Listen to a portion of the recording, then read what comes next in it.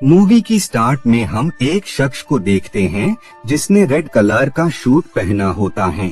इस शख्स का नाम डेडपूल होता है। डेडपूल टैक्सी में होता है और वो कहीं पर जा रहा होता है। टैक्सी ड्राइवर को उसे देखकर काफी अजीब लगता है और वो डेडपूल से कहता है कि तुमने इस तरह के कपड़े क्यों पहने हुए हैं, जिस पर डेडपूल उसे बताता है कि मैं नहीं चाहता कि मुझे देखकर लोग डर जाएं।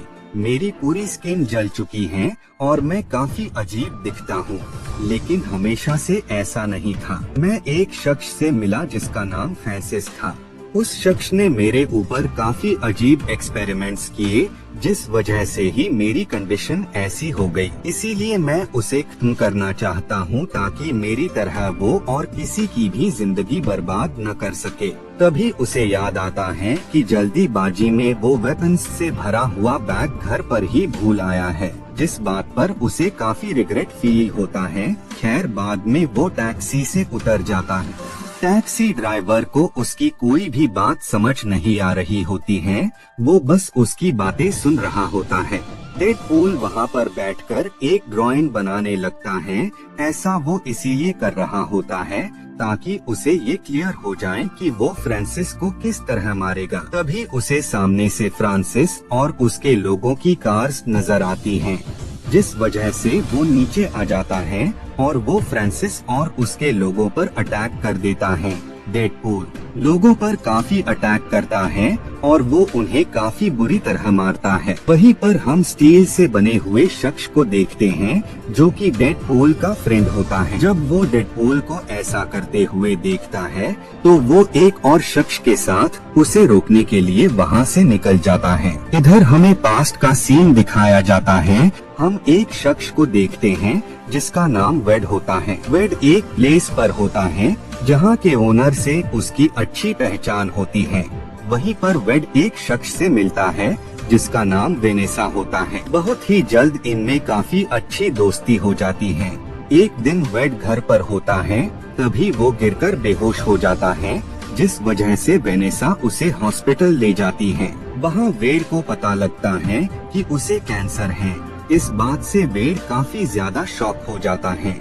वेनेसा डॉक्टर से इस बीमारी के इलाज के बारे में पूछने लगती है, लेकिन वेड कुछ भी नहीं बोलता है और वो सिर्फ उसे ही देखता रहता है। सीन वापस से प्रेजेंट में आ जाता है। डेडपूल फ्रांसिस के सभी लोगों को मार दिया होता है और उसे बस फ्रांसिस की ही तलाश होती है, तो उसकी ये कमी भी पूरी हो जाती है क्योंकि फ्रांसिस पीछे से एक बाइक पर उसे मारने आ रहा होता है।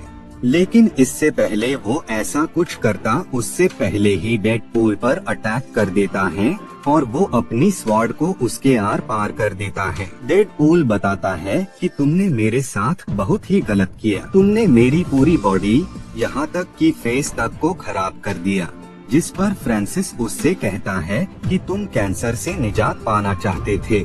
तुम अपनी मर्जी से ही उस एक्सपेरिमेंट में शामिल हुए थे, मैंने तुम्हें फोर्सफुली शामिल नहीं किया था। उन दोनों लोगों में बहस हो रही होती है और वो दोनों ही एक दूसरे पर ब्लेम डाल रहे होते हैं। तभी वहाँ डेडपूल का फ्रेंड यानी वो स्टील मैन आ जाता है और वो डेडपूल को उससे दूर करता है। सीन वापस से पास्ट में शिफ्ट हो जाता है। वेड वेनेसा से बहस करके वहाँ से निकल जाता है और वो अपने फ्रेंड के पास जाता है। उस शॉप का ओनर वेड से कहता है कि अच्छा हुआ तुम आ गए, कोई शख्स काफी वक्त से तुम्हारा इंतजार कर रहा था, जाओ मिलो जाकर। वेड जब उस शख्स से मिलता है तो वो शख्स वेड को बताता है कि मुझे पता है कि आप अपनी लाइफ से बिल्कुल भी खुश नहीं हैं, लेकिन अगर आप चाहें तो सब कुछ पहले जैसा हो सकता है। हम उस बीमारी को ही जड़ से खत्म कर सकते हैं जिसने आपकी जिंदगी की सारी खुशियाँ आपसे छीन ली हैं, लेकिन वो सारी खुशियाँ वापस लाई जा सकती हैं और इसके साथ ही आपको कुछ पावर्स भी मिल सकती हैं, जिन शक्तियों की वजह से आप एक सुपर ह्यूमन बन जाएंगे। आपको हर शख्स जानने लगेगा। तभी वेड उसे बीच में रोक देता है और वो उससे कहता है कि मुझे कोई पावर नहीं चाहिए, मैं बस पहले जैसा ठीक होना चाहता हूँ। सीन वापस से प्रेजेंट में शिफ्ट हो जाता है। स्टील मैन डेडपूल मना करता है कि तुम कोई आम इंसान नहीं, बल्कि एक सुपर ह्यूमन हो। तुम्हें हर काम बहुत ही संभल कर करना चाहिए। तुम ऐसे ही किसी को भी नहीं मार सकते हो। जिस पर डेडपूल उससे कहता है कि ये ज्ञान तुम किसी और को देना, मुझे इन सब की जरूरत नहीं है। जब वो वापस से फ्रांसिस के पास जाता है तो वो देखता है कि फ्रांसिस वहाँ से जा चुका है। ये देखकर उसे स्टील मैन पर काफी गुस्सा आता है और वो उस पर हमला करने लगता है, लेकिन उल्टा डेडपूल ही हाथ और पैर टूट जाते हैं। बाद में स्टील मैन उसे लेकर वहाँ से जाने लगता है, लेकिन डेडपूल को आजाद करने के लिए अपने हैंड को ही बॉडी से अलग कर लेता है और वो एक जंग ट्रक में गिरता है। जिसके बाद ही सीन वापस से पास्ट में आ जाता है। हम वेड को देखते हैं जिसे कुछ लोग अपने साथ लेकर जा रहे होते हैं। वहीं पर हम फ्रांसिस को देखते हैं जो कि वेड को बताता है कि वो जल्द ही उसे कैंसर से निजात दे देगा, लेकिन इससे पहले वो उसकी बॉडी को चेक करेगा कि उसकी बॉडी इस एक्सपेरिमेंट को सहने लायक है या नहीं। बाद में वो वेड को काफी मारते पीटते हैं और साथ ही वो उसे काफी बुरी तरह से टॉर्चर करने लगते हैं, जिससे डेडपूल को काफी ज्यादा पेन होने लगता है। लेकिन इसके बावजूद भी वो सब कुछ सहन करता है ताकि वो जल्द से जल्द इस बीमारी से निजात पा सके। बाद में वो लोग उसकी बॉडी में एक सीरम इंजेक्ट कर देते हैं और वो उसे एक चैम्बर के अंदर बंद कर देते हैं, जिस वजह से डेडपूल की बॉडी में काफी तेजी से चेंजेस आने लगते हैं और देखते ही देखते वो काफी अजीब लगने लगता है, मानो उसकी बॉडी बर्न गई हो। तभी वेड एक माचिस की तीली से वहाँ पर आग लगा देता है और जब फ्रांसिस वहाँ पर आता है तो वेड उस पर अटैक कर देता है, लेकिन फ्रांसिस बहुत ही ज्यादा पावरफुल होता है, जिस वजह से वो यहाँ पर हारता हुआ नजर आ रहा होता है। बाद में फ्रांसिस वेड की बॉडी में रॉड घुसा देता है और देखते ही देखते पूरी बिल्डिंग जलकर राख हो जाती है। लेकिन डेडपूल अभी भी अलाइव होता है, वो मरा नहीं होता है। नेक्स्ट डे वेड वेनेसा से मिलने जाता है, लेकिन वे में जितने भी लोग होते हैं वो वेड को देखकर बोल रहे होते हैं कि ये कितना अजीब शख्स है, इसे नहीं पता ये कितना अजीब दिखता है। ये सुनकर वेड को कुछ भी समझ नहीं आ रहा होता है और जब वो अपना फेस आईने में देखता है तो ये देखकर वो काफी ज्यादा शॉक हो जाता है और वो वेनेसा से मिले बगैर ही वहाँ से निकल जाता है। बाद में वो उसी ओनर के पास जाता है जो कि असल में उसका फ्रेंड भी है। वो उसे मशवरा देता है कि फ्रांसिस ने ही तुम्हें ऐसा बनाया है तो उसके पास इसका इलाज भी तो होगा, मीन्स वो तुम्हें पहले जैसा ठीक भी तो कर सकता है। वेड तुम फ्रांसिस की सर्च करना स्टार्ट कर दो, लेकिन तुम उसे बिल्कुल भी ये एहसास न होने देना कि तुम अलाइव हो जब तक वो तुम्हें मिल न जाए। जिसके बाद वेड अपने लिए एक नकाब बनाता है और वो फ्रांसिस की सर्च में निकल जाता है। उसे फ्रांसिस तो नहीं मिलता, लेकिन उसे उसके साथी मिल जाते हैं जिन्हें वो बारी बारी करके मारता जाता है। एक दिन वेड अपने कपड़ों से खून के दाग मिटा रहा होता है, तभी वहाँ पर जो ओल्ड वुमेन होती हैं, वो उसे कहती हैं कि तुम अपने लिए एक रेड शूट बना लो ताकि उसमें खून के दाग पड़ने का कोई झंझट न हो।